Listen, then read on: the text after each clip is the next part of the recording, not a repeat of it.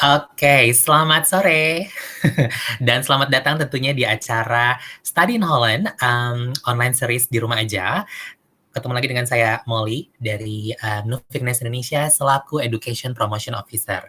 Senang sekali rasanya di hari Jumat ini kita betul-betul, memasuki, episode yang kedua ya. Ini merupakan episode kedua dari season yang kedua dari acara online series ini. Maksudnya apa sih nih Kak, season yang kedua? Jadi di season yang kedua ini merupakan runtutan dari bagaimana kita memulai step by step untuk start study in Holland. Karena kita banyak banget dapat pertanyaan, gimana sih cara memulai study in Holland? Bagaimana sih gitu kan ya untuk mengumpulkan dokumen atau step apa saja? Ini akan kita bahas secara tuntas di sini ya dalam 1 jam ke depan. Dan sebelum kita melakukan acara ini lebih lanjut ya, sebelum aku gali-gali lebih lanjut, yang paling pasti saya pengen dulu mau ngecek dulu teman saya yang ada di sini. Di sini aku udah ngelihat ada namanya Dito yang sudah hadir di sini. Jadi Dito yang akan ngebantu Molly untuk menjawab pertanyaan di luar topik yang akan diselenggarakan ya. Jadi kalau misalnya ada pertanyaan-pertanyaan di luar how to start study in Holland atau ada pertanyaan-pertanyaan di luar find the right study program, itu akan dijawab oleh teman saya Dito. Halo Dito, mungkin Dito pengen nyapa dulu semua Sobat Misro, silahkan ya.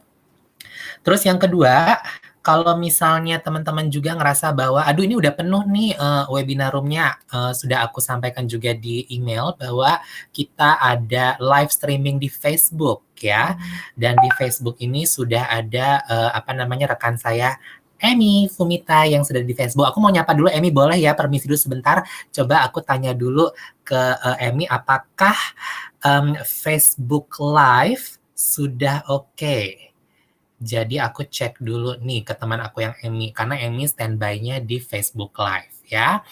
Baik, kalau misalnya teman-teman sudah ngelihat gitu kan ya, kita sudah ada di webinar room ini. Siapa sih yang akan jadi pembicara? Nah, pembicaranya adalah Adri Noval, yang nanti akan aku kenalkan. Tapi sebagai sekilas aja perkenalan tentang Adri, jadi Adri ini sekarang sedang menuntut ilmu di University of Amsterdam, International Trade and Investment Law, ya, baru banget mulai, baru banget hadir di Belanda, dan juga Adri ini adalah awardee dari Orange Knowledge Program. Ya, jadi kalau untuk beasiswa nanti akan kita bahas. Tapi kalau sekarang kita bahasnya dari awal dulu ya, sebelum nanti meranah ke topik beasiswanya. Oke. Setelah itu kita juga akan berkenalan dulu dengan Nufik Neso Indonesia. Sebenarnya apa sih Nufik Neso ini? Jadi Neso ini merupakan Netherlands Education Support Office, di mana kita ada 10 kantor cabang di seluruh dunia. Salah satunya Indonesia, di Brazil, Rusia, Turki, Korea, China, India, serta di kantor pusat kita yaitu di The Hague, Belanda. Ya. Setelah itu, kalau misalnya teman-teman juga ngerasa bahwa Neso itu kantor di mana, kita kantornya itu sementara di rumah aja. Tapi biasanya kita itu ada di kedutaan Belanda ya. Biasanya teman-teman bisa mampir, tapi mohon maaf sekali karena pandemi tidak bisa hadir secara offline atau in person, semuanya online. Nanti akan aku kasih detailnya di akhir presentasi ini ya. Tugas-tugas utama kita itu ada lumayan banyak, tapi yang pasti kita memberikan informasi secara general seputar studi di Belanda. Itu tugas utama kita. Hal-hal yang berhubungan dengan studi di Belanda, hal-hal yang berhubungan dengan kerja sama Belanda, itu kita yang involved di sana. Oke. Setelah itu kita juga mensupport Holland Alumni Network, di mana apabila Sobat Neso sudah selesai nih sekolahnya di Belanda, sudah selesai studi di Belanda, balik ke Indonesia itu pasti kita akan mengadakan acara-acara khusus untuk alumni ya. Kita juga memanage, jadi kita mengelola scholarship ya, yaitu scholarship yang sudah sangat terkenal sekali, ada Stunet, ada Orange Knowledge Program, ada Orange Leap Scholarship, dan juga project dengan beberapa negara ASEAN lainnya dengan EU-Share. Dan terakhir kita juga memfasilitasi scientific research kolaborasi antara Indonesia dan juga Belanda. Oke, jadi kita suka ada acara misalnya PhD recruitment salah satunya, itu juga kita berkolaborasi dengan organisasi di Belanda, yaitu Academic Transfer ya. Nah, karena kita sekarang semua serba online gitu kan ya, inilah nomor-nomor dan juga channel-channel yang bisa dihubungi. Nomor telepon juga bisa itu langsung ke handphone kita masing-masing. Nah, WhatsApp juga ada, email kita juga akan pasti jawab, Facebook di Noviknes Indonesia, Instagram, dan juga Twitter account. Untuk informasi yang pengen Sobat Neso lihat itu ada di www.nesoindonesia.or.id. Aku belum masukin nih, jadi kita juga mempunyai namanya online counseling lewat Zoom. Gampang banget, tinggal klik di bit.ly/online counseling Neso, itu akan sudah langsung masuk berkonsultasi dengan student counselor Novik Neso Indonesia. Oke, pamit sebentar ya, aku mau cek dulu nih Facebooknya udah jalan atau belum. Kita akan tanya ke Amy, apakah sudah ada mengenai streaming Facebooknya. Oke, nah lanjut, kita nggak akan panjang-panjang ya, sudah cukup berkenalan dengan Noviknes Indonesia. Saya akan memanggilkan rekan saya, yaitu Adri Noval. Kira-kira apakah Adri sudah ada?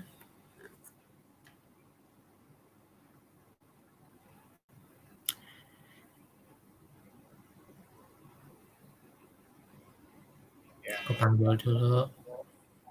Hai Adri, selamat sore. Selamat pagi ya di sana ya. Ya, selamat sore waktu Indonesia. Gimana Adri kabarnya? So far alhamdulillah baik. Ini setelah selesai 10 days self quarantine, karena kan aturan di Belanda ketika kami yang dari luar untuk datang ke sini, kami dikasih tanggung jawab untuk karantina mandiri selama 10 hari, aturan terbaru dari pemerintah Belanda, dan udah selesai. Dan so far kita lagi kuliah online juga. Ini kebetulan hari ini lagi libur, Kak. Dan ada waktu untuk ketemu sama Sobat Neso di Indonesia ya. Ya, benar banget. Oh iya, belum. Kenapa? Oke, Sobat Neso udah pada datang semua, udah pada datang pastinya, karena yang tadi sebagai bocoran udah datang dari jam 3. Saya tadi aku ngemail cuma bisa 100 orang, selebihnya masuk ke Facebook. Ya. Tapi nanti aku juga akan lari ke Facebook ketika Adri melakukan presentasi. Nah, Adri, sekarang kan sudah waktunya untuk presentasi, sudah aku kenalin juga, nanti juga Adri bisa berkenalan lebih dalam ya. Gimana kalau aku langsung pamit sebentar dan floor akan aku langsung kasih ke Adri. Aku siapin juga, karena Adri mau screen share kan ya? Siap, Pak. Kalau begitu aku pamit dulu. Kalau ada apa-apa tinggal shout out aja. Nanti aku akan siap-siap menghampiri Adri secara virtual. Oke, siap. Terima kasih Adri. Ya, kenalin dulu pertama-tama, saya sebagai Adri Noval, selaku dari Awardee of Orange Knowledge Program for Individual Scholarship dari Indonesia untuk batch yang ini, dan juga sebagai LLM Kandidat International Trade and Investment Law di Universitas Amsterdam. Oke, kita lanjut langsung ke screen sharing-nya, kita bisa mulai ke teman-teman. Selamat pagi untuk waktu Belanda dan selamat sore untuk waktu di Indonesia. Yap, kita mulai dari sini. Oke, udah sharingnya. Oke, kita coba screen sharing.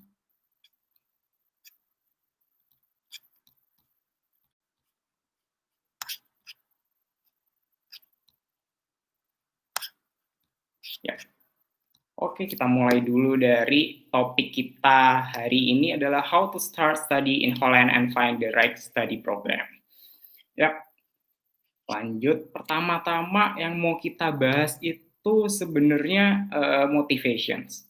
Kenapa motivation itu penting banget buat teman-teman sebelum masuk ke pemilihan kampus jurusan itu kan untuk memantapkan diri teman-teman kira-kira mau milih kampus tuh kayak gimana sih. Nah, ini ada beberapa part dan aku kasih contoh adalah seperti pengalamanku pribadi.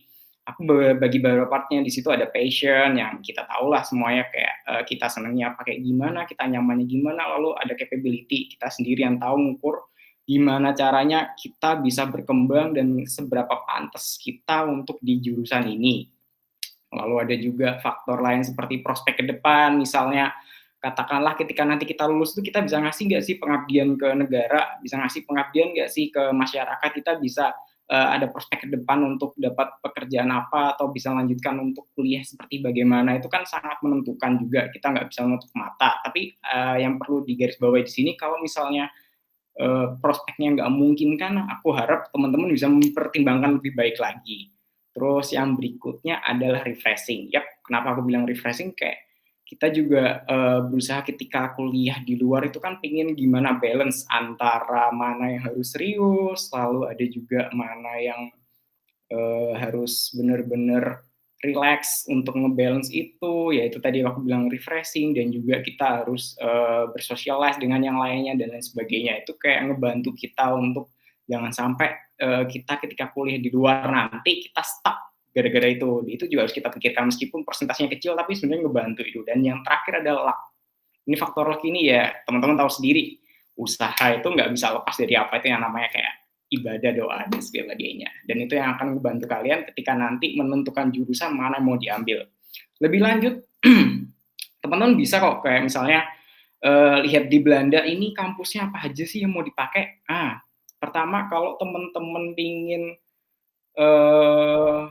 sambil mencari beasiswa, terus kira-kira mana nih kampus yang ingin, berdasarkan pengalamanku dulu, aku pertama adalah ngambil yang ini dulu, yang studi in Holland, yang finance, dan itu nanti hasilnya adalah seperti ini.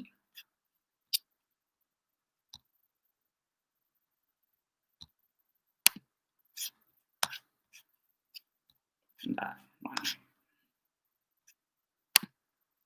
Oke, aku akan sharing dulu sebentar.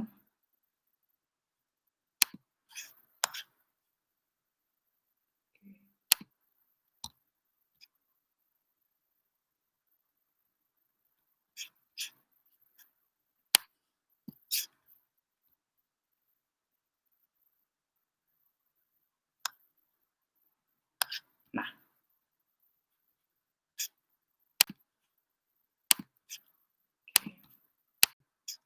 oke, kita mulai. Nah, di sini. Jadi nanti kalau misalnya teman-teman klik yang tadi, yang link aku tautin itu, nanti teman-teman akan lihat ini, linknya ini akan menentukan mana yang mau kalian pilih untuk kira-kira ada nggak sih beberapa beasiswa yang mencakup untuk kampus-kampus. Nah, kebetulan waktu itu karena aku konsenku adalah jadi untuk daftar OKP, di situ nanti ketika kalian klik di website ini, itu nanti ada centang di bawah itu kayak OKP qualified atau enggak. Nah, di situ nanti akan merujuk ke beberapa jurusan di kampus-kampus yang sesuai teman-teman pingin, kayak gitu. Tapi kalau teman-teman ngerasa kayak aku pengen langsung kok Kak, nggak usah beasiswa, it's okay, bisa juga pakai linknya, klik yang link satunya tadi, yang studi in Holland yang studies, dan teman-teman akan nanti keluarnya adalah seperti ini.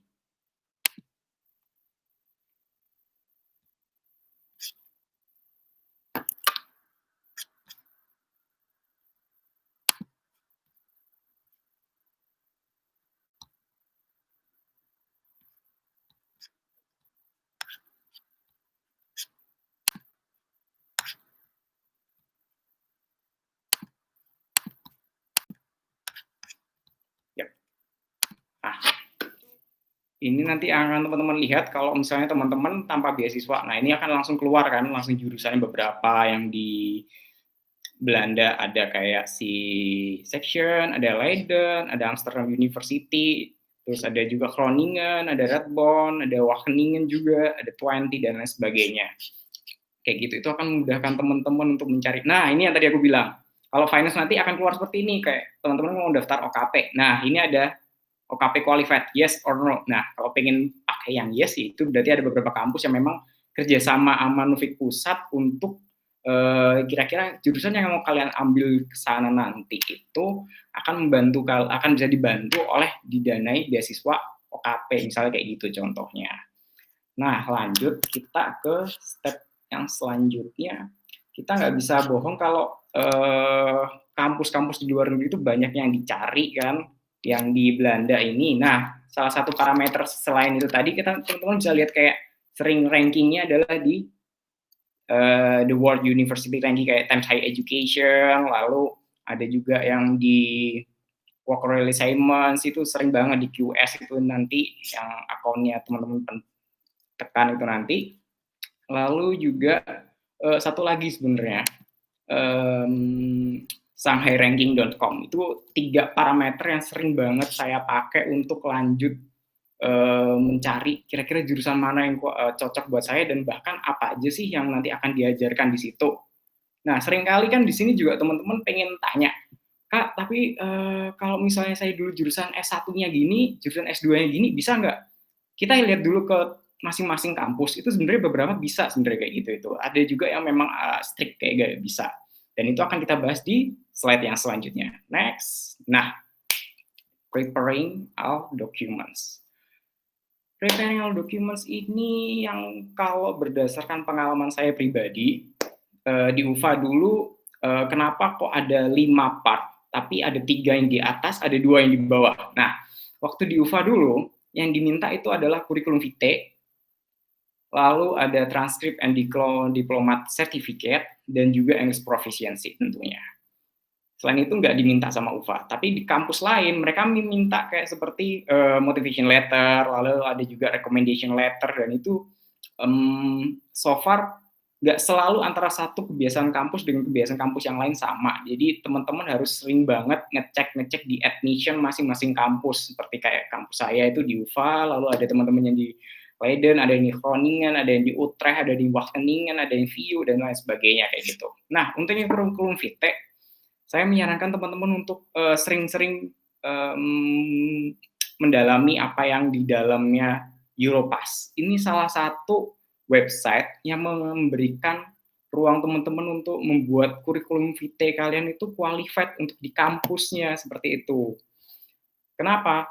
Karena di kurikulum vitae yang disediakan oleh Europass, teman-teman tuh akan dikasih beberapa part kayak nama lengkap, lalu ada alamat, lalu email, lalu history kalian, pendidikan sebelum kalian itu apa, terus research kalian, bahkan skripsi dan jurnal kalian itu seperti bagaimana, terus lanjut seperti pencapaian kalian mungkin udah pernah juara apa, lalu ada beberapa beasiswa mungkin kalian udah pernah dapet, terus dan lain sebagainya seperti itu. Itu sangat disarankan banget, karena memang di luar tuh pengen tahu seberapa sih kalian tuh qualified-nya kalian untuk masuk ke kampus ini, dan itu salah satu pembuktian diri kalian ya melalui Europass itu kalau aku sarankan, karena itu sangat-sangat sering aku pakai, gak hanya di OKP sebenarnya, beberapa pendaftaran sebelumnya di Belanda juga aku pakai Europass juga untuk CV aku.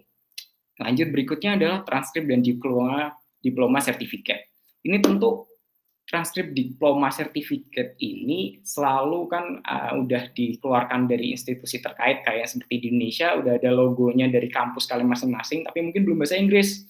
Nah, seringkali juga ada beberapa yang udah di bahasa Inggris kan melalui kampus dengan ada logonya kampus, tapi itu perlu teman-teman cek juga ke kampus apakah ini memakai sworn translator, karena yang diminta di Belanda mayoritas adalah yang pakai sworn translator. Oleh karenanya kalian pakai yang transkrip dan ijazah kalian, lalu dimasukkan ke sworn translator agar itu lebih bisa digunakan untuk pendaftaran ke admission masing-masing kampus yang ingin kalian tuju ke Belanda nantinya, seperti itu. Dan itu jadinya nggak bisa memakai yang udah disediakan oleh kampus kalian sebelumnya, meskipun mereka sudah punya logonya dan udah ditandatangani oleh pihak-pihak terkait di Indonesia, tapi yang diminta oleh Belanda adalah yang dari sworn translator. Di situ ada perbedaan. Lanjut berikutnya adalah English proficiency. Nah, di sini yang sering dipakai adalah IELTS dan juga TOEFL. Untuk IELTS overall 7, 7.0 secara overall, dan tiap kampus itu ada perbedaannya adalah di per section. Misal seperti di tempat saya yaitu di UVA, University Amsterdam, itu minta untuk jurusan saya overall 7.0, lalu per subsection-nya dia itu minta sekitar 6.0. Sedangkan untuk TOEFL itu dia minta mayoritas 100. Nah, balik lagi tadi yang ke IELTS. IELTS-nya ini kayak di UVA tadi minta sekian, tapi di kampus lain per subsection-nya itu ada yang minta nggak hanya 6.0, tapi ada juga yang minta perception-nya, ada yang minta 6.5, ada yang bahkan harus 7. Itu juga sering-sering teman-teman cek, karena antar satu kampus dengan kampus yang lain itu nggak sama. Jadi untuk ini hindari untuk mengeneralisir, biar nanti apa yang teman-teman punya ini bisa benar-benar teman-teman pastikan untuk bisa masuk kampus tersebut. Jangan sampai teman-teman hanya nangkepnya adalah 7.0 secara overall, tapi persepsinya teman-teman kelewatan. Nah, itu harus dipertimbangkan, karena itu sangat-sangat penting banget dan menentukan juga untuk kalian nanti keterima atau enggaknya kayak gitu. Terus TOEFL itu 100, yang jelas di seluruh Belanda itu udah jadi kayak bisa digeneralisir kalau yang TOEFL 100 overall itu. Lanjut berikutnya adalah motivation letter. Nah, motivation letter ini tiap kampus, karena tadi aku bilang nggak sama seperti yang di kampus saya di UVA, dia nggak minta motivation letter, tapi ada kampus lain seperti saya tempat pernah daftar, yaitu kayak Tilburg, itu dia minta motivation letter. Terus ada kampus-kampus lain seperti Leiden, lalu ada juga VU, ada Groningen, itu minta motivation letter, dan kita juga harus bilang bikin di motivation letter sebaik mungkin, kita memperkenalkan diri, terus alasan kita kenapa pilih ini jurusan, kira-kira linear enggak nih jurusan ini dengan yang kita sudah kerjakan di Indonesia, jurusan kita sebelumnya, maksud aku seperti itu. Terus kira-kira dari jurusan mau kita ambil nanti, apa yang akan kita dapat nih benefitnya. Nah, kayak gitu itu. Lanjut berikutnya adalah recommendation letter. Nah, recommendation ini biasanya diberikan oleh institusi terkait atau orang-orang yang kenal dengan teman-teman, bisa juga public figure, juga itu bisa. Maksud aku yang relate public figure-nya, tapi yang relate ya. Itu untuk memberikan recommendation letter ke kalian, dan itu digunakan untuk mendaftar ke kampus. Tapi ada juga kampus yang seperti kampus saya, UVA, itu dia nggak minta recommendation letter, dan cukup dengan 3 hal tadi bisa untuk daftar ke UVA. Tapi di kampus lain, memakai. Jadi teman-teman harus sering ngecek lagi ke admission kampusnya itu seperti bagaimana, kayak gitu. Terus lanjut, kita harus make sure di dalam recommendation itu bahwasanya yang memberikan rekomendasi ke kita itu kira-kira orangnya mengenal kita atau enggak, dan kita mengenal beliau atau enggak. Itu harus di make sure di situ. Dan juga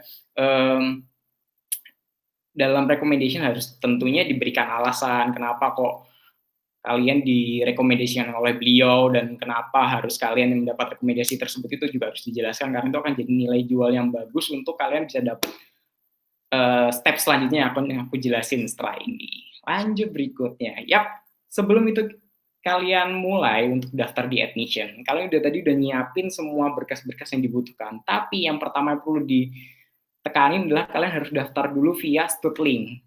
Stutlink di Belanda, dengan link ini nanti kalian akan ketemu di situ, dan itu akan jadi pintu masuk kalian sebelum kalian masuk ke admission masing-masing kampus. Dan untuk penjelasan lebih lanjut, tetap pantengin terus namanya medsosnya dari Nufik Indonesia Studi di Belanda. Insya Allah minggu depan itu akan ada pembahasan lebih lanjut terkait Stutlink, dan teman-teman bisa tanya, ini Stutlink ini bahasanya seperti apa, dan apa yang harus dimasukin, apa yang harus dikerjakan di situ. Seperti itu akan dijelaskan di pertemuan berikutnya. Jangan lupa teman-teman harus tetap update, keep in touch dengan media sosialnya dari Studi di Belanda Nufik Indonesia. Thank you. Lanjut kita ke, nah ini yang aku bilang tadi, submit all documents via the admission of the university website. Semua disubmitnya secara digital, secara PDF mayoritas mereka mintanya, dan di checklist sesuai yang tadi aku bilang. Tiap kampus punya beberapa perbedaan, seperti di UVA minta hanya 3 tadi, lalu ada yang di Leiden yang minta lebih, lalu ada juga yang di Groningen minta seperti ini, ada juga yang di Utrecht minta seperti ini, dan itu harus teman-teman make sure, teman-teman checklist pada waktu sebelum submit, kalian tekan itu, sebelum kalian klik, kira-kira semua checklist yang diminta sama mereka itu udah terpenuhi apa belum, kayak gitu. Karena apa? Checklist itu akan menentukan kalian nanti hasil setelah submit itu, mereka ngasih decision ke kalian seperti bagaimana.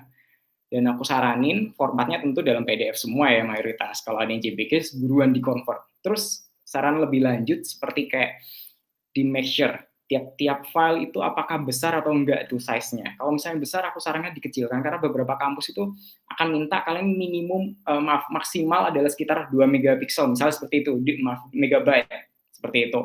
Nah, itu harus teman-teman resize, tapi juga diperhatikan setelah di resize nanti dokumennya masih bagus nggak, masih bisa kebaca nggak, karena itu kalau semakin kecil dokumennya semakin jelas terbaca, itu juga akan mempengaruhi semakin cepat kampus akan memproses pendaftaran kalian dan mengeluarkan decision awalnya, preliminary decision untuk kalian, kayak gitu. Dan terakhir jangan lupa pay application fee, itu sekitar di Belanda variatif, ada yang cuma 45 euro, ada yang 75, ada yang 95, ada yang 100 euro, dan itu aplikatifnya beda-beda, variatif tiap kampus beda, harus teman-teman cek di admission. Dan dari pengalaman saya pribadi, waktu itu karena belum COVID, saya masih bisa melakukan pembayaran melalui teller di salah satu bank BUMN di Indonesia.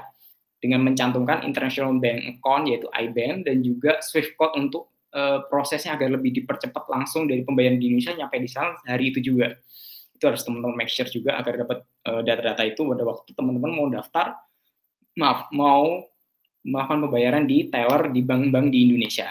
Itu pun juga kalau misal dari kampus masih mencantumkan rekening, bisa melakukan seperti itu lebih enak, lebih mudah. Tapi ada juga sekarang yang lebih cepat, teman-teman bisa melakukan pembayaran seperti lewat Visa, Mastercard, ada juga PayPal.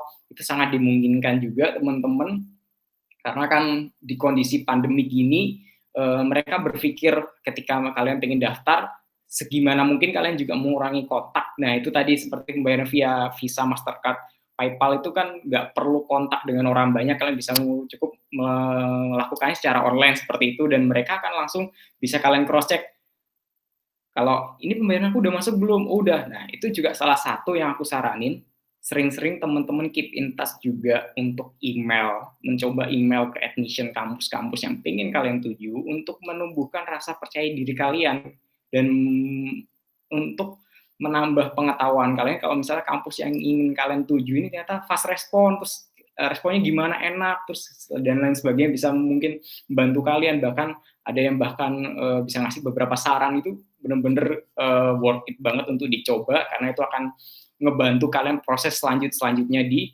pendaftaran kampus-kampus di Belanda, seperti itu. Nah, lanjut berikutnya adalah ini. Seperti yang aku bilang tadi, ketika kalian sudah selesai submit documents, terus udah bayar application fee, lalu tahap selanjutnya adalah preliminary decision atau letter of acceptance atau letter of offer yang sering teman-teman dengar selama ini. Pengalaman dari tiap kampus antara sesi dari submit menuju ke keluar dari decision-nya itu berbeda, variatif banget. Ada yang seperti pengalaman saya pribadi, saya sekitar 2 minggu, waktu itu di bulan April saya daftar, dan langsung 2 minggu kemudian langsung keluar dari LOE dari University of Amsterdam. Tapi ada juga beberapa kampus lain yang bisa memakan waktu sampai sebulan, itu juga ada. Jadi teman-teman harus, seperti yang saya bilang tadi, sering keep in touch juga email sama admission-nya untuk mastiin kira-kira mereka bisa memproses ini berapa lama, dan nanti kan itu akan menentukan ke tahap selanjutnya juga. Kalau mereka bisa lebih cepat, lebih bagus, kalian akan bisa melakukan proses prosedur yang selanjutnya lebih singkat, dan kalian bisa memprepare itu dengan lebih baik lagi kalau kalian sering keep in touch email, kontak-kontakan dengan admission office di beberapa kampus di Belanda, seperti itu. Nah, yang ini aku jelasin di sini. LOE itu ada, yang kita tahu ada biasanya ada 2 macam. LOE unconditional dan LOE conditional.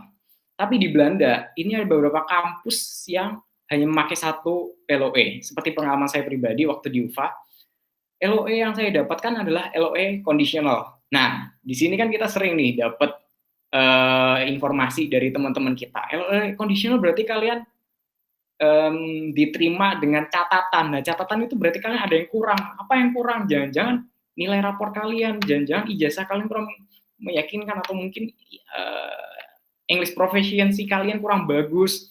Itu gimana? Nah, ini beda-beda. Kebetulan kalau di tempat saya di UVA, memang dia hanya mengenal konsep LOE conditional, tapi bukan berarti kekurangan itu adalah di bagian ijazah maupun motlet atau mungkin English proficiency saya.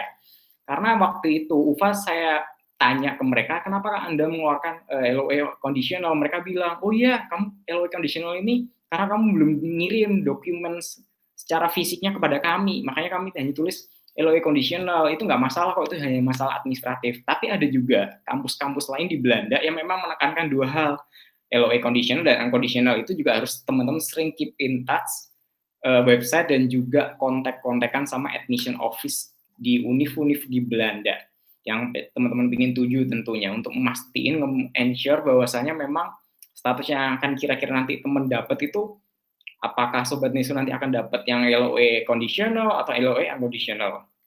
Nah, lanjut. Ketika kalian nanti dapat LOE, itu nanti ada beberapa hal. LOE nanti ada isinya yang admitted, yaitu fully accepted, lalu ada yang conditional admitted yang tadi yang terkait dengan aku bilang LOE conditional, ini juga termasuk di conditional admitted karena kalian diterima dengan beberapa catatan.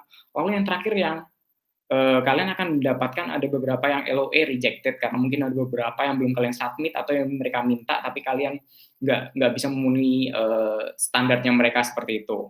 Nah, lanjut di LOA ini bagi yang teman-teman udah admitted untuk dapat letter of acceptance yang conditional atau unconditional, udah benar-benar diterima, kalian harus merespon. Dan responnya itu ada 3 macam di sini. Biasanya juga via email, itu teman-teman akan accept letter of acceptance dari mereka, karena kalian memang udah siap untuk berangkat ke sana, udah siap untuk melanjutkan studi kalian, dan itu harus kalian kasih kabar ke mereka, untuk make sure bahwasanya kalian itu siap untuk melanjutkan step selanjutnya, itu tadi. Terus ada juga yang decline, mungkin decline karena kalian ngerasa kayak kampus yang kalian tuju ini udah nggak ngajarkan beberapa mata kuliah yang kalian butuhkan, atau mungkin kampusnya bukan yang kalian inginkan, atau lain sebagainya kayak gitu. Lalu yang terakhir, defer. Nah, defer ini teman-teman juga tahu pasti di kondisi yang seperti ini, di COVID seperti ini kan benar-benar lagi overmah, lagi force majeure, dan kita nggak tahu di tengah uncertainty yang kayak gini ini mau gimana. Nah, ada beberapa teman-teman yang ngerasa kayak, oke, aku tahun ini belum siap berangkat, tapi aku masih bisa berangkat tahun depan, gimana? Nah, ini salah satu yang memfasilitasi adalah deferring tadi. Kalian ngerespon mereka, kalian bilang, alasan saya ke defer gini, gini, gini. Nah, itu mereka nanti juga akan persiapkan bahwasanya kalian masuk di batch selanjutnya, seperti itu. Oke, dari sini kita move ke slide selanjutnya. Ya, slide selanjutnya adalah itu tadi. Ini hampir seperti pengalaman saya yang tadi karena mendapatkan LOE conditional. Saya harus mengirimkan send all of COVID certificate documents directly via seperti beberapa jasa pengiriman international post, DHL, dan FedEx. Nah, yang ingin saya jelaskan di sini, apa sih Kak COVID certificate? COVID certificate itu tadi terkait dengan dokumen transkrip dan diploma certificate. Itu kan kalian sudah dapat yang dari kampus, lalu kalian terjemahkan melalui penerjemah tersumpah tadi, sworn translator. Nah, setelah dapat dari sworn translator, itu Sobat Neso fotokopi dulu. Nanti setelah difotokopi, teman-teman masukkan untuk dapatkan legalisir ke notaris-notaris yang teman-teman kenal atau yang terdekat yang paling bisa teman-teman jangkau. Jangan lupa, ketika mau masukin data tersebut untuk dilegalisir oleh para notaris, oleh notaris-notaris di Indonesia, teman-teman juga ada baiknya ngecek di ini Ikatan Notaris Indonesia untuk memastikan dokumen kalian itu dilegalisir oleh notaris yang sah kayak gitu. Karena itu nanti akan menentukan setelah kalian dapat yang sworn translator dan udah dapat legalisir dari notaris, dokumen itu nanti bisa kalian kirim ke kampus-kampus di Belanda karena mereka juga minta fisik. Nah, ini untuk lebih lanjutnya, waktu ngirim ke sana kira-kira hanya ngasih dokumen-dokumen itu masing-masing satu kopi atau enggak, itu kan technical matters banget. Tapi kalau saran saya pribadi, nggak apa-apa teman-teman kasih aja itu misalnya kayak satu lembar khusus tulisannya kayak menjelaskan surat ini dikirim atas nama siapa, student nomor berapa, berdasarkan LOE nomor berapa, habis itu dibilang di dalam dokumen ini saya lampirkan beberapa COVID certificate documents berupa misalnya kayak tadi diploma certificate ada berapa kopi, terus tadi kayak transkrip documents yang udah di copy certificate ada berapa kopian, teman-teman masukkan ke dalam amplop itu, terus pastiin amplopnya kira-kira nggak gampang terbuka dan kalian bisa nge-make sure ke para penyedia jasa pengiriman ke luar negeri itu aman atau enggak dokumen yang kalian kirim ini, nggak akan kenapa-kenapa enggak. Dan aku satu lagi saran juga ketika kalian akan mengirimkan dokumen, pastikan kalian dapat jasa pengiriman dokumen yang cukup fleksibel. Karena pengalaman saya pribadi, di tengah kondisi yang seperti ini, COVID ini, ada beberapa kampus yang tutup kantornya. Kebetulan waktu itu di website ditulis alamatnya ada 2 versi. Alamat yang pertama yang saya cantumin, ketika dikirim ke sana, masuk ke sana itu karena kondisi di UVA lagi tutup, DHL nggak bisa menemukan orang yang akan menerima, dan dari kampus juga mereka minta maaf nggak bisa menerima dokumennya saya kirim. Terus saya bilang lagi ke DHL, oke kalau gitu saya ganti ke alamat yang ini, kira-kira bisa nggak? Oh bisa, oke. Nah setelah itu dikirimlah sama mereka ke alamat selanjutnya masih di kota Amsterdam. Dan untungnya waktu itu dari pihak UVA juga mereka bilang, iya nggak apa, kirim aja ke alamat ini, kami akan terima, nanti kami akan memberikan kabar lebih lanjut ke kalian as soon as possible. Dan benar ketika dikirim ke alamat yang berikut yang kedua, mereka langsung ngasih respon, ya kami udah menerima dokumen kamu, nanti kamu akan kami berikan decision akhir setelah kami membaca dokumen yang sudah kamu kirim kepada kami, kayak gitu. Jadi ada baiknya teman-teman milih jasa pengiriman yang kira-kira tadi yang fleksibel, karena kan kita nggak ngerti kondisi di luar negeri kayak gimana. Jadi kalau misalnya ada perubahan-perubahan, teman-teman itu nggak akan langsung hectic gitu. Jadi bisa kayak, oke, ternyata aman, aku bisa dirubah loh ke sini, masih bisa fleksibel pindah ke sini lah. Terus kampusnya juga bilang, iya sorry aku ternyata kemarin lagi tutup. Nah kayak gitu. Oke, lanjut berikutnya adalah ini, pay tuition fee. Kenapa pay tuition fee? Karena beberapa kampus di Belanda memang dari awal mensyaratkan kalian untuk membayar biaya kuliah sebelum kalian datang, sebelum kalian berangkat, untuk mereka bisa mengeluarkan bukti akhir, final decision of enrollment, seperti pengalaman saya juga. Tapi bagi teman-teman yang beasiswa, teman-teman juga bisa kontak ke pihak yang memanage beasiswa kalian untuk agar segera tuition fee-nya ini bisa segera dibayarkan. Jadi bisa final decision of enrollment ini keluar. Kenapa keluar? Ini ada fungsinya. Final decision of enrollment ini bisa teman-teman pakai ketika nanti teman-teman akan berangkat dari Indonesia menuju ke Belanda, di pihak imigrasi untuk mengeluarkan MVV, itu nanti akan mereka minta di Dubes itu, mana final decision-mu atau LOE-mu minimal. Oh ini dokumennya. Nah, berarti kan kalian teman-teman udah valid nih mau berangkat ke Belanda karena kalian udah diterima tuh, kayak gitu. Terus ketika kalian juga nanti sampai di Belanda juga sama pihak imigrasi akan ngecek, mana LOE-mu kamu sebagai pelajar ke sini kan, tolong buktikan. Waktu pemeriksaan itu nanti teman-teman bisa ngasih dokumen itu ke mereka, nunjukin, oh ini loh aku udah dapat bukti dari kampusku, udah dapat final decision of enrollment, bahwa saya memang aku tujuanku sini untuk lanjutkan studi, bukan tujuan yang lain, jadi sesuai dengan visaku, kayak gitu. Seperti itu teman-teman. Dan juga itu juga ngebantu kalian nanti lebih lanjut untuk proses-proses lainnya seperti dapat kartu siswa dan ada juga mungkin untuk akomodasi lain sebagainya. Lanjut berikutnya. Oh ya, sorry. Untuk pay tuition fee ini, sebelum aku pindah ke selanjutnya, sebenarnya teman-teman bisa pay tuition fee ini hampir sama seperti application fee. Itu tadi ada yang menggunakan Visa, Mastercard, sampai PayPal. Karena beberapa kampus di Belanda sekarang mereka udah seperti menghilangkan data-data kayak rekening akun bank mereka. Itu mungkin maksudnya mereka adalah untuk meminimalisir teman-teman untuk ketemu sama orang-orang ketika di Indonesia untuk melakukan pembayaran di teller. Jadi maksudnya mereka, kalau kalian bisa melakukan pembayaran via online, kenapa nggak dilakukan lebih, itu kan lebih aman karena kondisi pandemi seperti ini. Tapi ada juga yang kampus masih menyediakan, mencantumkan di website mereka, ini loh rekeningku, ini IBAN-ku, ini Swift code-nya, tolong ditransfer ke sini untuk bayar tuition fee. Nah, seperti itu, teman-teman. Lanjut ke step selanjutnya. Nah, ini salah satu part yang esensial juga. Setelah tadi yang pertama aku bilang adalah motivation, part berikutnya yang penting itu adalah registering for immigration to get MVV. Kenapa? Itu akan membuktikan kalian mendapatkan kepastian ketika berangkat ke sana itu kalian tuh udah legal, udah dapat visa. Nah, visa di Belanda itu namanya MVV bagi visa pelajar.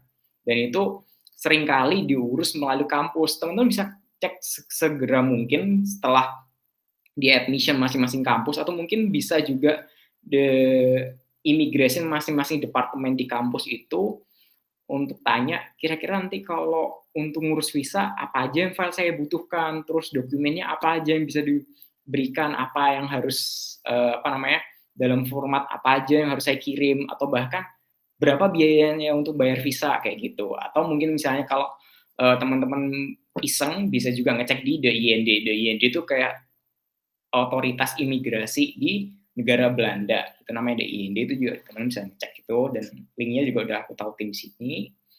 Karena bagi aku, ketika kalian udah punya visa ini, itu akan memberikan kepastian ke kalian bahwasanya kalian tuh udah satu step maju lagi untuk benar-benar fix akan berangkat ke negeri Belanda untuk melanjutkan kuliah kalian di Belanda, entah itu S1, entah S2, atau bahkan PhD, kayak gitu. Lanjut berikutnya adalah, registration for the course. Ini teman-teman akan lakukan, mayoritas kebanyakan adalah ketika masih di Indonesia. Itu akan membantu teman-teman untuk memilih di kampus jurusan yang akan teman-teman datangi untuk sebagai tempat kalian melanjutkan kuliah itu nanti apa aja perkuliahannya. Ada yang compulsory, itu adalah mata kuliah wajib di sini harus diambil. Biasanya di semester 1 tuh ada 2 sampai 3 tuh tiap jurusan beda-beda, itu harus diambil sama teman-teman. Lalu yang selanjutnya adalah elektif. Nah, elektif course ini sebenarnya adalah mata kuliah yang juga wajib, tapi wajibnya tuh dengan catatan, kalian harus milih salah satu. Wajib harus milih salah satu, satunya nggak usah dipilih. Nah, seperti itu. Itu makanya aku bilang elective course, tapi sebenarnya ini masih termasuk mata kuliah yang wajib juga, hanya kalian milih salah satu, seperti itu, di masing-masing semesternya. Dan terakhir ada ekstrakurikuler. Nah, ekstrakurikuler ini termasuk salah satu pengalaman saya waktu di UVA. Itu saya ngambil salah satu matkul ekstrakurikuler yang waktu di Indonesia saya belum dapat ini, saya ambil karena bagi saya ini penting banget untuk prospek kedepannya juga bagus, membantu saya untuk memperbaiki dokumen-dokumen karena ini bisa digunakan secara internasional. Maka dari itu saya ambil mata kuliah ini sebagai ekstrakurikuler meskipun ini nggak tercatat di ICTS. Nah, ICTS apa teman-teman?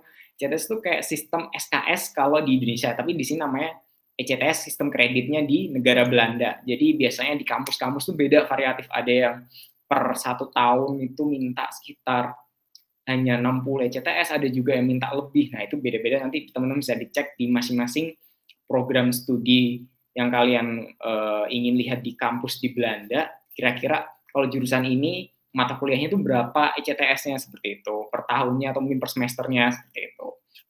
Oke, next selanjutnya. Yap, ini yang paling penting. Teman-teman karena ingin melanjutkan studi di Belanda, teman-teman harus hadir di Netherlands. Oke, karena itu tadi ketika kalian sudah terima MVV, kalian berangkat ke Belanda dan lanjut studi kalian di Belanda, otomatis itu akan semakin menunjukkan ke teman-teman bahwasanya memang teman-teman udah niat melanjutkan studi kalian untuk pursue your tertiary education di Belanda, in the Netherlands, kayak gitu. Lanjut. Nah, ini adalah summary ringkasan singkat dari step-step yang aku jelasin tadi, mulai dari pertama ada motivation, lalu ada juga preparing all documents. Kenapa aku tulis 3? Karena itu berdasarkan pengalaman aku, tapi teman-teman bisa nanti nambahin sendiri, kayak ada yang motivation letter, ada yang recommendation letter, terus lanjut berikutnya adalah submit dulu ke Studlink. Jangan lupa waktu mau submit Studlink ini, pantengin dulu acara-acara yang ada di Infinexo, karena minggu depan tuh akan dibahas full Studlink itu lagi. Terus selanjutnya adalah submit via admission website. Itu nanti juga teman-teman harus, seperti yang saya bilang tadi, sering keep in touch sama emailnya pihak admission, dan juga sering lihat website admission tiap-tiap kampus di Belanda, kayak gitu. Dan juga jangan lupa, itu yang paling penting adalah pay application fee. Karena ketika kalian sudah melakukan itu, proses seluruh pendaftaran kalian akan dilanjutkan ke tahap selanjutnya, dan itu akan menentukan preliminary decision yang akan mereka keluarkan, guna teman-teman jadikan bekal untuk daftar lain hal sebagainya seperti imigrasi, terus mungkin akomodasi, dan juga ketika kalian datang di Belanda, seperti itu.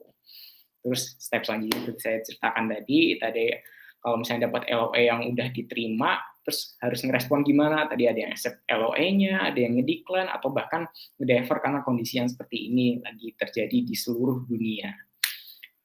Terus jangan lupa ketika kalian sudah merespon itu, juga teman-teman kirim itu seluruh dokumen yang udah teman-teman siapkan tadi, atau sesuai dengan yang diminta admission tiap kampus, mereka mintanya apa. Ada juga yang minta hanya cukup sertifikat sama diploma, ada juga yang minta sama IELTS-nya atau TOEFL-nya, ada yang minta CV juga fisik. Itu tergantung beda-beda, tiap kampus punya variasi yang tersendiri-sendiri. Teman-teman harus sering juga cek di website dan email mereka untuk nge-make sure ketika kalian akan ngirim dokumen itu sudah sesuai yang mereka minta. Dan tadi dengan saran aku, carilah yang kira-kira si penyedia jasa pengiriman itu bisa fleksibel, dan ketika kalian masukin dokumen ke amplop itu, kalian ngasih juga list, ini yang akan aku kirim ke kalian, dokumen-dokumennya seperti ini, terus habis itu, ini kira-kira aman nggak kita ngirim sana, udah bisa bisa sampai kepada mereka, bisa diterima sama mereka nggak, seperti itu, bisa di-tracking nggak, nah itu. Dan yang berikutnya, setelah ngirim dokumen tadi fisiknya, teman-teman adalah bayar tuition fee untuk dapat hasil akhirnya decision of enrollment tadi. Dan ada berikutnya setelah itu bisa digunakan untuk daftar ke visa ke pihak imigrasi Belanda melalui Departemen Imigrasi di masing-masing kampus di Belanda yang akan memfasilitasi kalian untuk proses visa atau MVV kalian ini untuk bisa segera diproses dan bisa menjadi bekal atau menjadi bukti kalian berangkat dan sampai masuk ke negeri Belanda. Dan berikutnya yang nggak kalah penting, registration for course, menentukan tadi teman-teman kuliah mau ngambil apa nih, terus kelasnya kayak gimana nih, nata selama 1 semester kayak gimana nih, enaknya mau yang mata kuliah yang banyak banget atau yang dikit banyak tuh tergantung preferensi kalian masing-masing. Dan jangan lupa hadir di Belanda untuk melanjutin perkuliahan kalian sesuai yang kalian inginkan. Yap, referensinya adalah beberapa kampus seperti di UvA, di Leiden, dan Groningen.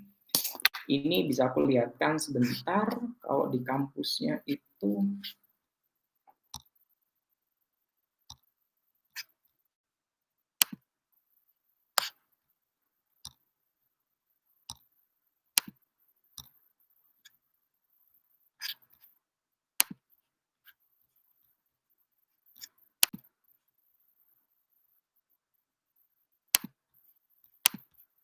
oke. Yap, di kampusnya seperti ini.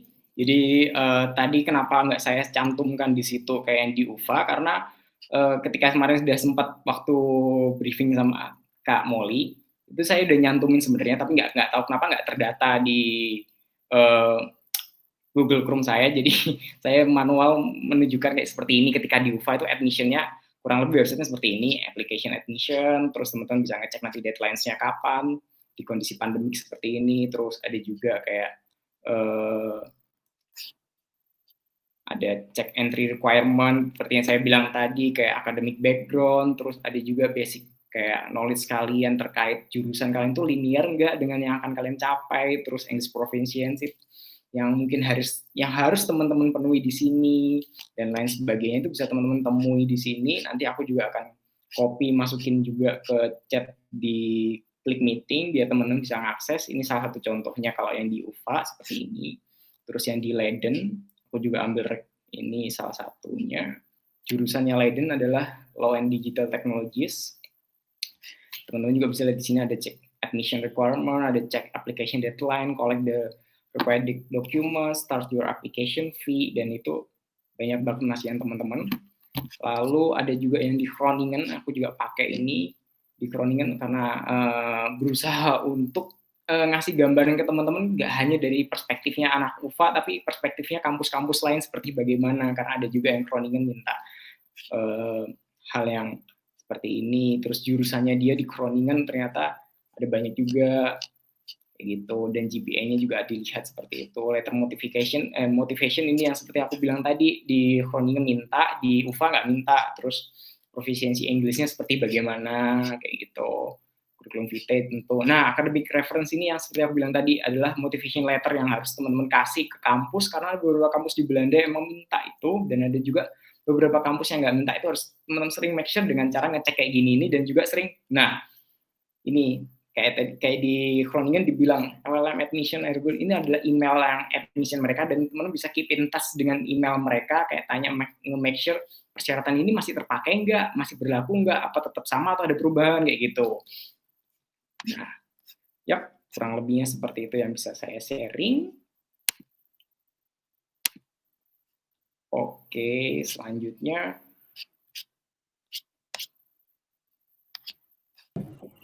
yap, sepertinya udah tadi udah semuanya. Silakan kalau teman-teman ada pertanyaan, feel free to ask. Kalau ada yang ingin ditanyakan, saya kembalikan lagi ke Kak Molly. Terima kasih. Terima kasih. Aku dari belakang ya ngeliatin walaupun kita ada briefing beberapa hari yang lalu, jadi pengen sekolah lagi kayaknya. Terima kasih ya Adri udah berbagi pengalaman, karena sebagai informasi juga Adri kan memang baru sampai di Belanda, jadi pengalamannya juga masih fresh banget ya. Terus juga masih bener-bener baru banget nih. Ini merupakan pengalaman yang Adri bawa di tahun ini di masa pandemi dan sekarang sudah tiba di Belanda. Lalu sebagai juga aku tadi lupa kenalin kalau Adri juga merupakan salah satu studi Belanda Ambassador yang pastinya akan selalu siap untuk sharing pengalaman tentang studi Belanda bersama kita semua, dan dia sudah hadir di sini juga untuk siap ditanya-tanya. Sudah siap, Adri? Siap. Siap banget ya. Oke. Dari tadi teman saya, kayaknya Emi udah banyak gitu kan ya menjawab semua pertanyaan. Oke, sabar satu persatu kita masih ada waktu 10 menit lagi. Dan aku buka dulu, apa namanya, Q&A mode-nya dan akan aku pilih-pilih dulu pertanyaan mana aja nih kira-kira yang, istilahnya bisa kita bantu jawab ya. Karena tadi, teman kita salah satunya dari, Novik Nation Indonesia adalah Emi sudah bantu untuk, apa namanya, menjawab pertanyaan. Oke, sekarang sudah aku, apa namanya, masukin yang pertama adalah nah, dari maaf kalau salah, Adilatul Lathifatun Jannah. Kak, jangka waktu dari persiapan, apply, sampai berangkat totalnya berapa lama nih, Dri? Oke, kalau dari pengalaman saya pribadi, Yap. saya tadi udah jelasin ketika saya daftar di bulan April, lalu sampai berangkat, saya berangkat kemarin adalah sekitar tanggal 29 Agustus. Itu ada sekitar antara 3 sampai 4 bulan. Iya, 3 sampai 4 bulan ya. Heeh, betul betul. Bulan, Betul sih, sekali. kurang lebih. Nah, jadi Setiap kampus beda-beda, itu jangan generalisir. Iya, betul. Kampus yang seperti saya bilang tadi, ada yang kampus karena mungkin dia mengeluarkan untuk decision, preliminary decision-nya butuh waktu lebih lama, bisa juga itu makin makan tambahan waktu, atau juga karena kondisi pandemik itu juga akan menentukan kalian bisa berangkat cepat nggak, karena kan kalian harus punya visa terlebih dahulu, itu juga akan menentukan. Jadi banyak banget faktornya, tapi kalau dari pengalaman saya pribadi sekitar 3 sampai 4 bulan seperti itu. Oke. Nah, ini juga, aku juga mau ngasih jawaban juga. Sebenarnya kalau Adri juga benar, karena lagi-lagi kadang-kadang orang juga mempunyai case by case yang berbeda-beda ya, tapi alangkah lebih baiknya coba kalau dari 1 tahun sebelumnya.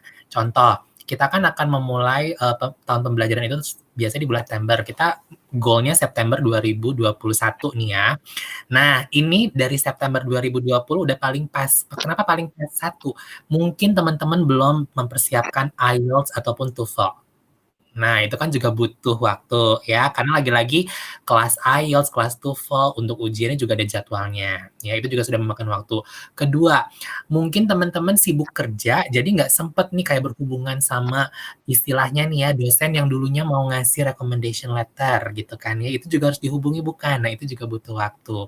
Jadi alangkah baiknya maksimal banget untuk mempersiapkan waktu 1 tahun, untuk mempersiapkan semua hal yang tadi sudah Adri jelaskan. Ya, mudah-mudahan kejawab ya Adilatul ya. Selanjutnya, waktu itu Dri, sertifikasi bahasa mana sih yang lebih umum diterima dalam melamar Universitas di Belanda, TOEFL atau IELTS? Dan apakah pengetahuan bahasa Belanda sebelumnya, sebelum mendaftar diperlukan? Pengalaman Adri bagaimana? Kalau based on my experience, sebenarnya karena teman-teman tahu English proficiency yang di dunia itu kan terbagi dua yang besar, antara IELTS sama TOEFL. Tapi kalau di Belanda, mayoritasnya yang lebih mudah diterima adalah IELTS. Maka dari itu aku nyaranin banget teman-teman untuk daftar IELTS saja, karena beberapa kampus di Belanda itu hampir semuanya pasti terima IELTS daripada TOEFL seperti itu. Yang kedua adalah ketika kalian mau daftar kuliah di Belanda, apakah harus pakai bahasa Belanda? Enggak. Kebanyakan pengantar untuk perkuliahan di sini karena memang ditujukan kelasnya untuk international students, mereka udah siap dengan kurikulum bahasa Inggris. Jadi teman-teman nggak usah khawatir apakah harus punya sertifikasi bahasa Belanda juga atau enggak, itu nggak menjadi hal yang mengikat buat teman-teman. Sepanjang teman-teman udah nyiapin dulu untuk yang English proficiency hasil tesnya kalian kayak gitu. Oke. Lagi-lagi kalau saya pengen bantu jawab, yang pertama bahasa Belanda tidak diperlukan sebelum mendaftar, tapi pasti di Belanda pengen belajar bahasa Belanda sangat dipersilahkan ya, karena kan kita ke negara baru, kita juga harus tahu lah setidaknya ya. Terus either TOEFL atau IELTS, tadi benar apa yang dibilang sama Adri, tapi sekali lagi kenyamanan Sobat Neso. Aku pribadi nyaman sekali dengan IELTS, Adri juga nyaman sekali dengan IELTS. Kita nggak tahu kalau teman-teman di luar sana nyaman dengan TOEFL, sangat dipersilahkan, karena jangan sampai memaksakan diri ya. Selanjutnya ini benar menarik banget pertanyaan, aku suka nih. Kak, tahapan mana Kak yang paling melelahkan? Tahap mana ya paling melelahkan? Jujur Adri, tahap mana yang melelahkan dirimu nak? Sebenarnya yang paling melelahkan itu tadi yang waktu pengiriman dokumen, itu jujur agak kaget karena kan di kampus itu udah dijelasin ada addressnya dia di alamat ini, ada address satunya seperti ini. Ketika saya kirim ke sana, ternyata kejadian kondisi di Belanda itu lagi lockdown dan kampus tutup. Itu sekitar bulan Mei kalau nggak salah, di bulan Mei. Jadi ketika nyampe di sana, saya nge-tracking tulisannya decline. Waduh, ini gimana? Terus ya udah, habis itu ngontak lah ke waktu itu saya pakai jasanya DHL. Saya bilang ke DHL, ini bisa nggak dirubah? Oh bisa kak. Alamatnya mana? Ini. Oh ya, ini saya mau tambahin juga. Ketika kalian nanti kirim ke Belanda, make sure juga kalian mungkin punya kontak personnya orang admission di Belanda yang kira-kira bisa dihubungi sama pihak kurir pengirim dokumen teman-teman. Karena waktu itu kalau dari pengalaman saya pribadi, CDHL karena saya mencantumkan kode pos, dia juga minta ini kontak personnya mana, ada nggak, biar kita bisa lebih mudah menghubungi mereka. Karena mereka khawatir ketika sampai sana tutup, dan ternyata bener kejadian nyampe di sana tutup kantornya dan harus dipindah ke alamat yang selanjutnya seperti itu teman-teman. Itu yang cukup memang agak-agak apa ya, agak nggak terlalu esensial, tapi itu agak merepotkan karena kan itu akan membantu kalian ke tahap selanjutnya sebenarnya teman-teman berkas dokumen itu. Ya. Ya intinya pandemi memang melelahkan ya, ini corona nih bener-bener ya. Duh, koronces, kapan sih beresnya ya? Oke, selanjutnya. Kayaknya yang ini deh, karena kan Adi juga merupakan award dari OKP ya. Nah, Ninditari nanya nih, tahap pengajuan beasiswa itu ada di tahap mana nih Kak setelah mendapatkan LOE atau berbarengan dengan submit ke UNIF-nya? Oke, kalau dari pengalaman saya pribadi, OKP itu hanya bisa diajukan ketika kita sudah dapat LOE dari kampus. Dan memang ada perbedaan di sini, OKP itu nggak ada teman-teman bisa langsung direct daftar, nggak. Itu kalian baru bisa dapat linknya setelah kalian dikasih link oleh kampus, yang mana link itu biasanya dicantumkan barengan sama LOE kalian. Jadi pertama yang diajukan sama teman-teman di sini tentunya adalah LOE kampus dulu, dan waktu ngajuin itu juga nge-make sure mereka, ya, seperti saya bilang tadi, sering keep in touch sama pihak admission melalui email, dan salah satunya juga bilang ke mereka, saya pengen daftar beasiswa OKP nih, tolong nanti ketika saya diterima LOE kalian, saya kasih dong linknya untuk saya bisa daftar. Nah, seperti pengalaman saya, ketika mereka ngirim email LOE, mereka juga ngasih tautan linknya untuk daftar beasiswa OKP. Nah, setelah itu baru saya daftar beasiswa OKP. Nah, untuk beasiswa OKP ini lebih lanjutnya nanti akan ada sesinya sendiri, karena beasiswa hari ini, dan terus teman-teman pantengin acara di Nufit Neso seperti itu. Terima kasih Adri. Nah, ini satu pertanyaan terakhir ya Adri ya, dan juga buat Sobat Neso, ini benar-benar pertanyaan terakhir banget ya, karena kita sudah 16.57. Ini emang buat Bang Adri, ini katanya waktu pas daftar LKP terutama ya, apakah ada tahapan wawancara?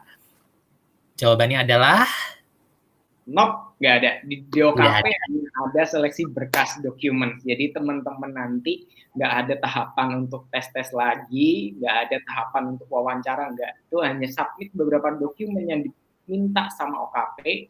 Setelah kalian udah dapat LOE dari kampus dan kalian dianggap layak oleh kampus untuk mengajukan beasiswa, baru setelah itu kalian bisa masuk ke websitenya OKP untuk daftar. Kurang lebihnya seperti itu, dan itu hanya satu tahap aja. Siap. Oke, aku cuma mau nambahin dari tadi pertanyaan sebelumnya ya. Jadi buat Sobat Neso di luar sana, intinya gini, kalau misalnya mau daftar untuk beasiswa, itu sebetulnya harus daftar dulu ke universitasnya terlebih dahulu. That's why kenapa kita menggunakan tema how to start study in Holland and find the right study program, karena ini merupakan tahap awal sebelum Sobat Neso melakukan hal-hal yang lain ya. Betul juga kata Adri, makanya pantengin terus sosial media kita, karena akan kita runtut satu persatu. Jadi apa yang tadi sudah Adri jelaskan, itu akan kita bongkar satu-satu kali ya bahasanya. Kayak minggu depan kita akan membahas tentang studi link, minggu depannya lagi kita akan membahas tentang motivation letter, lalu CV, satu persatu akan kita bongkar step by step how to start study in Holland ini. Jadi kalau misalnya Sobat Neso sudah datang yang sekarang nih secara virtual, tentunya kami mengharapkan untuk datang ke yang berikut-berikutnya supaya semuanya nyambung dan informasinya didapat juga lengkap. Oke, tapi lagi-lagi kalau misalnya ngerasa aduh kok aku nggak bisa nih karena aku ada A, B, C segala macam, nggak masalah. Event ini kita rekam dan akan kita langsung upload setelah acara ini selesai, lalu bisa ditonton dan juga bisa digali informasinya lebih dalam. Gitu deh ya. Adri, ada lagi yang mau disampaikan terakhir sebelum kita pamit?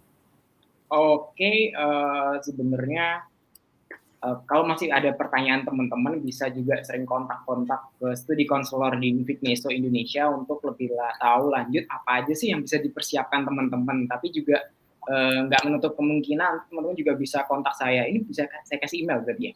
Kak. Boleh banget. Boleh mau disebutin emailnya silahkan, atau mau ditulis ceritanya nih, Dri. Coba ya, kalau misalnya mau ditulis kita ada whiteboard di sini. Enggak, ditulis di aja Kak, di chat aja. Ini bisa di Silakan. Oke. Jadi teman-teman Sobat Neso, Adri akan menuliskan alamat email di chatbot. Jadi kalau misalnya pengen banget nih nanya, silahkan. Adri memang baik banget sudah membuka pintu secara virtual untuk berbagi informasi lebih ya. Nah, ngomong-ngomong tentang informasi juga, aku juga pengen butuh bantuan dari teman-teman Sobat Neso. Silahkan diisi mengenai survei tentang webinar kali ini. Karena survei ini betul-betul menentukan webinar berikutnya supaya kita bisa memberikan yang terbaik ya. Dan sebelum saya lupa juga nih gitu ya, buat teman-teman yang sudah hadir di sini, mohon hadir juga lagi minggu depan atau daftar juga, karena minggu depan kita akan kupas tuntas seputar studi link. Apa itu studi link, gimana caranya, gimana cara ngisinya, tips and triknya kayak gimana. Hari Jumat, minggu depan, jam 4 sampai dengan jam 5, pendaftaran juga sudah dibuka atau akan dibuka nih ya, setelah saya upload video ini di YouTube ya. Adri, terima kasih banyak loh sudah hadir secara virtual. Mudah-mudahan hadir di acara Sobat Neso, sudah hadir di acara kali ini, dan saya pamit undur diri. Wassalamualaikum warahmatullahi wabarakatuh. See you Sobat Neso. Bye, sampai ketemu lagi Adri ya. Semoga sukses kuliahnya juga, dan keep in touch terus, apalagi kita bakal sering berhubungan ya. Situ kan sering di ambassador. Terima kasih Adri ya. Dan juga buat Sobat Neso, thank you so much sudah hadir di sini. Kita ketemu lagi minggu depan, dan sekali lagi bagi Sobat Neso yang belum isi surveinya tolong diisi, karena ini kita betul-betul butuh bantuannya supaya kelancaran webinar di minggu-minggu berikutnya semakin oke ya. Sekali lagi terima kasih, dan sampai ketemu di minggu depan. Saya dengan Molly atau Muhammad Maulana Taufik, saya sampai lupa ngomong apa. Oh, Education Promotion Officer-nya Nufik Neso Indonesia pamit. Dah, selamat weekend ya teman-teman ya. Sampai ketemu lagi.